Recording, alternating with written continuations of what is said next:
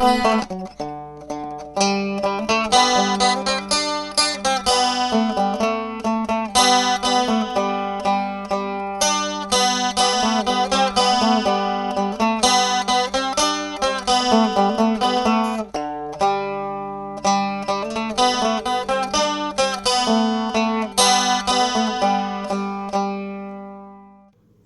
আলাইকুম দর্শক, মনির রন্ধনশালা থেকে আজ আমি আপনাদের জন্য নিয়ে এসেছি এগ ফ্রাইড রাইস। সবচেয়ে সহজভাবে এবং খুবই টেস্টিভাবে কিভাবে এগ ফ্রাইড রাইস করা যায় সেটাই আমি আজ আপনাদের সামনে তুলে ধরার চেষ্টা করেছি। আশা করছি আমার এই আজকের রেসিপিটা আপনাদের ভালো লাগবে। তো চলুন শুরু করা যাক। দর্শক, এগ ফ্রাইড রাইস করার জন্য এখানে আমি রান্না করা ভাত নিয়েছি, এখানে বড় এক বাটি। এখানে বরবটি আমি একদম পাতলা চিকন করে ছোট ছোট করে কুচি করে নিয়েছি। এখানে 1 কাপের চেয়ে একটু কম হবে এরকম করে গাজর কেটে নিয়েছি আমি, এখানে প্রায় 1 কাপের চেয়ে একটু কম হবে। আর এখানে স্প্রিং অনিয়ন কুচি করে নিয়েছি 1 কাপ, আর রসুন কুচি নিয়েছি আমি এখানে 1 টিস্পুন, আদা কুচি নিয়েছি 1 টিস্পুন, 2টা কাঁচা মরিচ কুচি করে নিয়েছি। আর এখানে আমি একটা চিকেন স্টক নিয়েছি, এখানে 2টা আছে, একটা দিলেই যথেষ্ট হবে, তবে আপনাদের কাছে যদি না থাকে তাহলে এটা স্কিপ করতে পারেন। আর আমি এখানে 6টা ডিম নেব, যেহেতু এখানে আমার ভাতের পরিমাণটা একটু বেশি তাই আমি এখানে 6টা ডিম নিচ্ছি। আর লাগবে আমার এখানে কিছুটা তিলের তেল, আর লাগবে সয়া সস। আমি এখানে 3 টেবিল চামচের মতো আমি তিলের তেল ইউজ করব, আর সয়া সস এখানে আমি 1.5 টেবিল স্পুন ইউজ করব। আর লাগবে আমার এখানে কিছু সল্ট এবং কিছুটা ব্ল্যাক পেপার, আমি 1/2 টিস্পুনের মতো ব্ল্যাক পেপার ইউজ করব। তো চলুন শুরু করা যাক। তো প্রথমেই আমি ডিমগুলোকে ভেঙে একটা হুইস্কের সাহায্যে আমি ফেটিয়ে নিচ্ছি। একে একে আমি সমস্ত ডিমগুলোকে দিয়ে ভালো করে একটা হুইস্কের সাহায্যে ফেটিয়ে নিতে হবে। যেহেতু এগ ফ্রাইড রাইস একটা একটু বেশি দিলেই ভালো লাগে খেতে। ভিউয়ার্স, এই পর্যায়ে আমি কিছুটা সল্ট দিয়ে দিচ্ছি কিছুটা ব্ল্যাক পেপার। খুব ভালো করে এটাকে ফেটিয়ে নিব। হয়ে গেল আমার ডিম ফেটিয়ে নেওয়া। এখন আমি মূল রান্নায় চলে যাচ্ছি। তো চলুন শুরু করা যাক। ভিউয়ার্স, আমি চুলায় প্যান দিয়ে দিলাম। প্রথমেই আমি ডিমটাকে ভেজে নিচ্ছি, এজন্য আমি সামান্য কুকিং অয়েল দিয়ে দিচ্ছি। ভিউয়ার্স, এই পর্যায়ে আমি ফেটিয়ে রাখা ডিমটা অ্যাড করে দিচ্ছি। আমি এই ডিমটাকে ভেজে নিচ্ছি।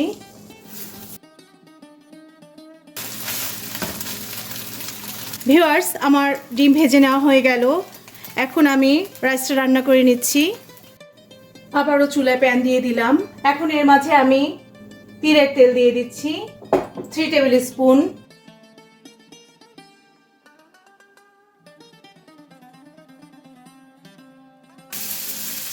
এখন আমি আদা রসুন কুচিটা দিয়ে দিচ্ছি।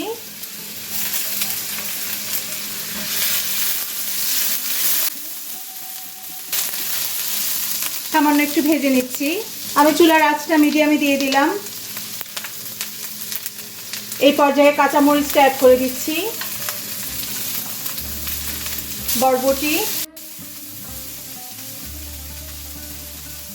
গাজর,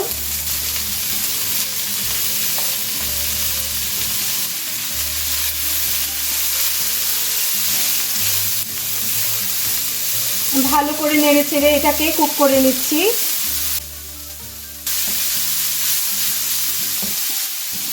দর্শক, সামান্য একটু সল্ট অ্যাড করে দিলাম।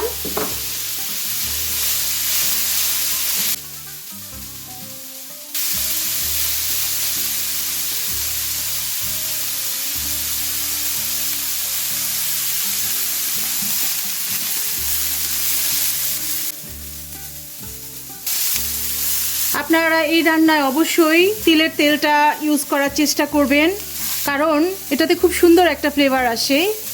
আর যদি আপনাদের কাছে অ্যাভেলেবেল না থাকে সেই ক্ষেত্রে আপনারা কুকিং অয়েল দিয়েও করতে পারেন, কোনো সমস্যা নেই।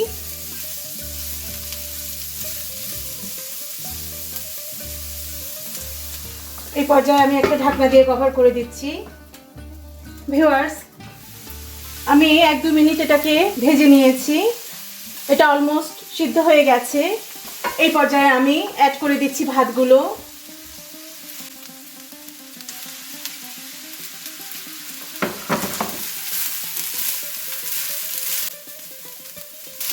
আমি এখানে গ্রিন বিনস ইউজ করেছি, মানে বরবটি ইউজ করেছি। আপনারা চাইলে যে কোনো পছন্দ মতো সবজি অ্যাড করে দিতে পারেন।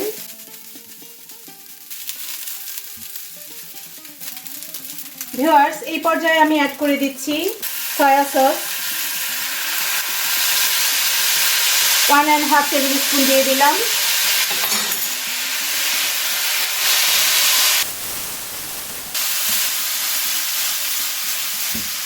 দিয়ে দিচ্ছি টেস্ট অনুযায়ী সল্ট, কিছুটা গোলমরিচ। আপনারা চাইলে কাঁচামরিচ অ্যাড করতে পারেন, আর না করলেও সমস্যা নেই, কারণ গোলমরিচেও যথেষ্ট ঝাল আছে। আমি একটা চিকেন স্টক দিয়ে দিলাম, এরকম হাতের সাহায্যেই আগুনের হিটে এটা মেল্ট হয়ে যাবে। এটাকে পানি দিয়ে গুলিয়ে দেওয়ার কিছু নেই, কারণ এটা অলরেডি মেল্ট হয়ে যাবে।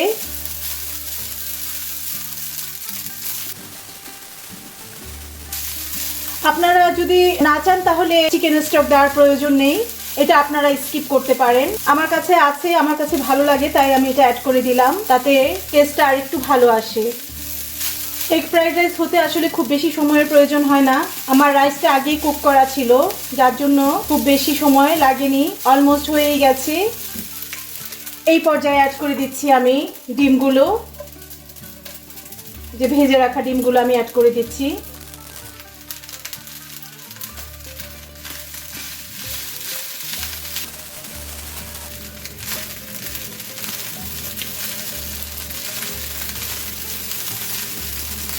ভিউয়ার্স, আমার egg fried rice almost done. আমি এখন এর মাঝে অ্যাড করে দিচ্ছি সেই স্প্রিং অনিয়নগুলো। এটা জাস্ট নামানোর আগ মুহূর্তে দিয়ে দিবেন, আগে থেকে দিলে এটা একদম ডিসকালার হয়ে যায় এবং সেই কচকচে ভাবটা থাকে না। আমি এটাকে আর কুক করব না, অলরেডি এটা হয়ে গেছে। ফাইনালি আমি আপনাদেরকে সার্ভ করে দেখাচ্ছি। দর্শক, হয়ে গেল দারুণ মজার এগ ফ্রাইড রাইস। তো আজ এ পর্যন্তই, আগামীতে ইনশাল্লাহ আবার অন্য কোনো রেসিপিতে আপনাদের সামনে হাজির হব। আল্লাহ হাফেজ।